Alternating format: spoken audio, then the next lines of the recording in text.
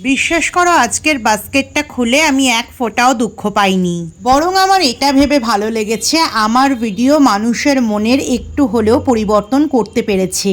আমাদের মানুষের যখন কোনো শারীরিক অসুস্থতা থাকে তখন আমরা সেটাকে সারিয়ে তোলার চেষ্টা করি, কিন্তু আমাদের বাড়িতে প্রতিষ্ঠিত আমাদের পূজনীয় ভগবান ভেঙে গেলে, চটে গেলে বা তার রং নষ্ট হয়ে গেলে তার ঠাঁই হয় কোনো এক গাছের তলায় বা তাকে ভাসিয়ে দেওয়া হয় জলে। আমরা যখন কোনো মূর্তিকে পুজো করি নিশ্চয়ই এটা বিশ্বাস করে করি যে তার মধ্যে একটা প্রাণ আছে, সে আমার সমস্ত মনস্কামনা শুনতে পাচ্ছে এবং সেগুলো পূরণ করার সে চেষ্টা করবে। তবে আমরা কেন সেই বিগ্রহের কিছু হলে সেটাকে ফেলে দেব বা পরিবর্তন করব? তাকে তো আমরা সারিয়েও তুলতে পারি। আমার আজকের কাজের জন্য আমি ধন্যবাদ জানাবো রিমাদিকে।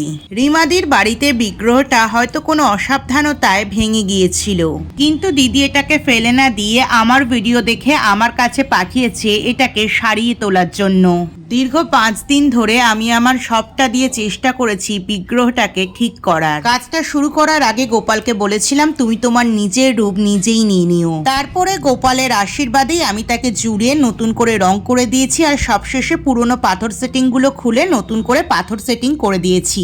বাকিটা এবার তোমরা বলো কেমন হয়েছে।